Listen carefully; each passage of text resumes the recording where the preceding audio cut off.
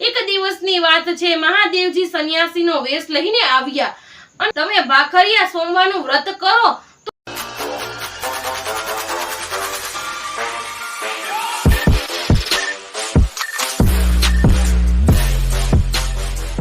બોલો રામચંદ્ર ભગવાનની જય, કૃષ્ણ કનૈયા લાલ કી જય, સત્ય સનાતન ધર્મની જય, હનુમાનજી મહારાજની જય।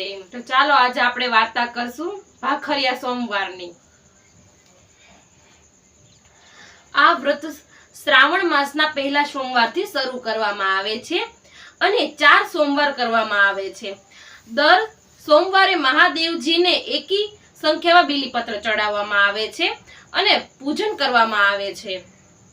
પછી ભાખરીનું નૈવેદ્ય ધરવામાં આવે છે, ઉપવાસ કરવામાં આવે છે, ત્યારબાદ ભાખરીનો લાડુ બનાવીને એકટાણું કરવામાં આવે છે। તો ચાલો આપણે એની વાર્તા કરશું। ચાલુ। એક હતું ગામ। એ ગામમાં સોમનાથ નામનો એક બ્રાહ્મણ રહેતો હતો। એને શાંતા નામની પત્ની હતી। પતિ દયાળુ હતો અને પત્ની ગુણવાન હતી અને પ્રતિવ્રતા હતી। એ પત્નીની સેવા કરતી હતી। ગામમાં એમને સારી કમાણી નહોતી, એટલે એમની સ્થિતિ પણ સારી નહોતી। છતાં હંમેશા તેઓ એકાદ ભૂખ્યા માણસને જમાડીને જ જમતા। એક દિવસની વાત છે, એ દિવસે બ્રાહ્મણને કઈ જ ભિક્ષા મળી નહીં, એટલે બ્રાહ્મણ બ્રાહ્મણી બંને મૂંઝાયા કે આજે ખાવું શું અને ભૂખ્યા માણસને ખવડાવશું શું। આખરે ખૂબ જ વિચાર કરીને તેઓએ મહાદેવજીને આરાધના કરવાનું વિચારી લીધું। બ્રાહ્મણે 21 દિવસ સુધી મહાદેવજીની આરાધના કરી, પરંતુ મહાદેવજી પ્રસન્ન થયા નહીં। આખરે એમણે ભક્તિ પડતી મૂકી દીધી ને પછી તે બેસી રહ્યો। એક દિવસની વાત છે, મહાદેવજી સંન્યાસીનો વેશ લઈને આવ્યા અને બ્રાહ્મણ સામે પોતાનું ભિક્ષા પાત્ર ધરીને ઊભા રહ્યા, પરંતુ બ્રાહ્મણ પાસે કંઈ આપવા જેવું તો હતું જ નહીં। એ બિચારો આપે શું, એટલે એ ચિંતામાં પડી ગયો।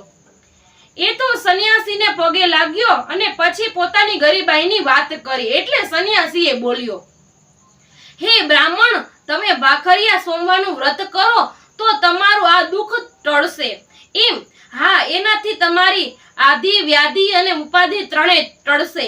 આમ કહી સંન્યાસીના વેશમાં આવેલા મહાદેવજી તો અદ્રશ્ય થઈ ગયા અને બ્રાહ્મણ તથા બ્રાહ્મણી શ્રાવણ માસની રાહ જોતા લાગવા।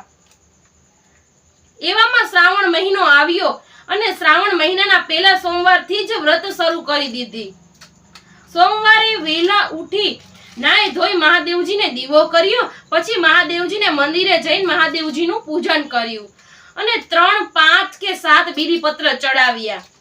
નૈવેદ્યમાં 500 ગ્રામ ઘઉંનો લોટ લઈ તેમાંથી 5 ભાખરીઓ બનાવવાની, 1 ભાખરી નૈવેદ્ય રાખવાની, 2 ભાખરીઓ બ્રાહ્મણ અથવા તો નાના છોકરાઓને આપવાની, બાકી વધેલી 2 ભાખરીઓને પોતે પ્રસાદ તરીકે રાખવાની। આવી રીતે બ્રાહ્મણ અને બ્રાહ્મણીએ ભાખરિયા સોમવારનું વ્રત કર્યું અને દિવસે દિવસે એની હાલત સુધારવા લાગી। ભાખરિયા સોમવારનું વ્રત કરવાથી સોમનાથ બ્રાહ્મણ અને શાંતા નામની બ્રાહ્મણી થોડા વખતમાં જ સુખી થઈ ગયા અને આનંદના દિવસો વિતાવવા લાગ્યા। માટે જે કોઈ આ ભાખરિયા સોમવારનું વ્રત શ્રદ્ધાપૂર્વક કરશે, એની કથા વાંચશે અને સાંભળશે, એને સદાને માટે સુખ શાંતિ મળશે।